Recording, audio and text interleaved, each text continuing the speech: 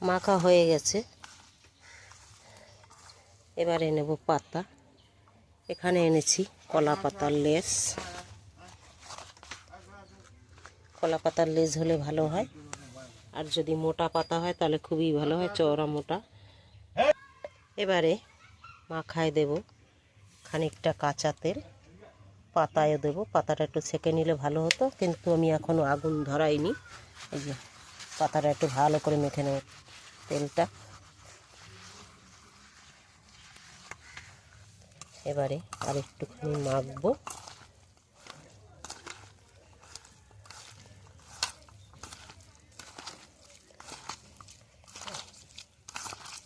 চটকাই মাখবো, তো নরম হয় এবং কমেও। এবারে দিয়ে দেব পাতায়।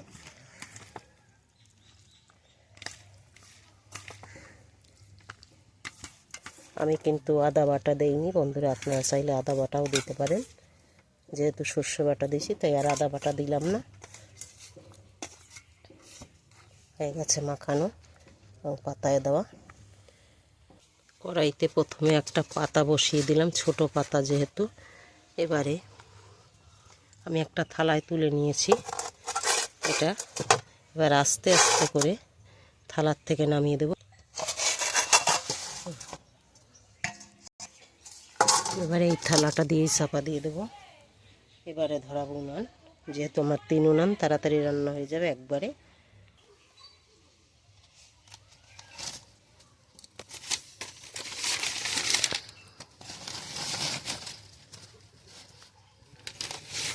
দেখো কিভাবে আগুন ধরছে।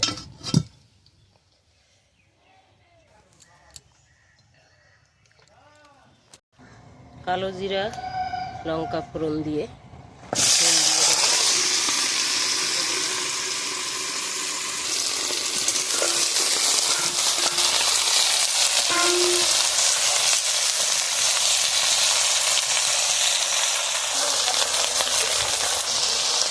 পরিমাণ মতো লবণ, হলুদ,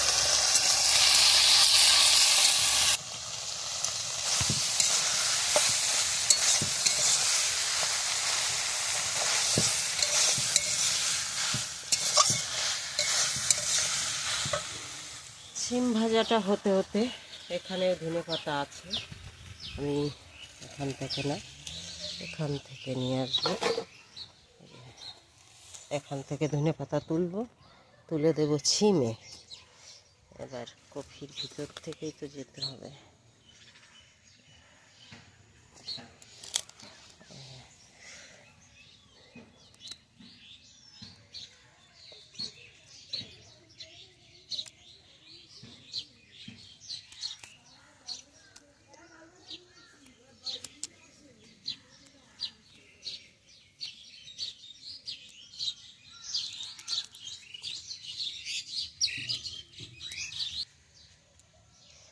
এখানে পালং শাক বুনানো, তার মধ্যে পাতলা করে ধনে গাছ বুনিয়ে দিয়েছি, কারণ এগুলো আগে তুলতে হবে, তাই আমি এখান থেকেই নিয়ে নিচ্ছি। মাথাও কেটে কেটে নিয়ে নিচ্ছি। আমাদের এখান থেকে কাছাকাছি লাইন, ট্রেন যাচ্ছে, দেখা যাচ্ছে না। কটা হয়ে যাবে আমার।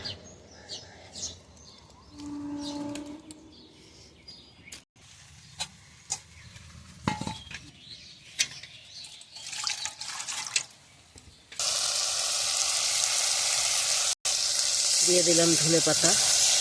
এবার একটু নাড়াচাড়া দিয়ে একটু কাঁচা তেল দিয়ে নামিয়ে নেব।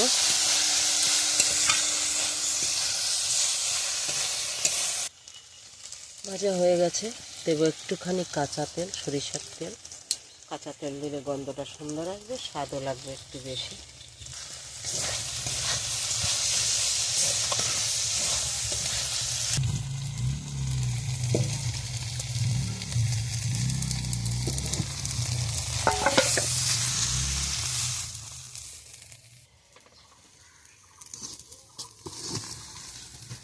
এবারে মাঝখানে দিলাম ভাজিটা, মানে বেগুন চিংড়ি যেটা ভাজা, বেগুন চিংড়ি আলু দিয়ে।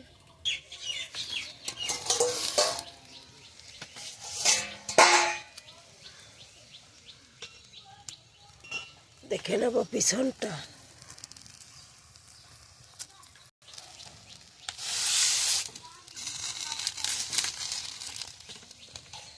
একটু ঘুরিয়ে দিয়ে আবার ঢেকে দেবো।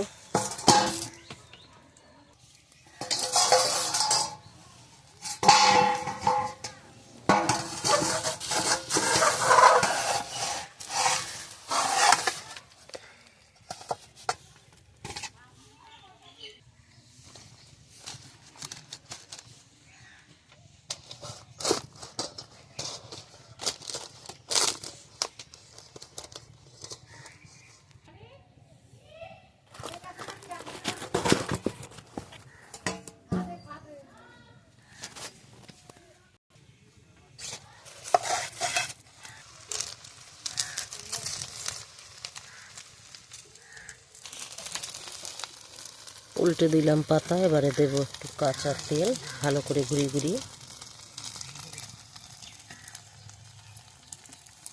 এবার একটু ঢেকে দেবো।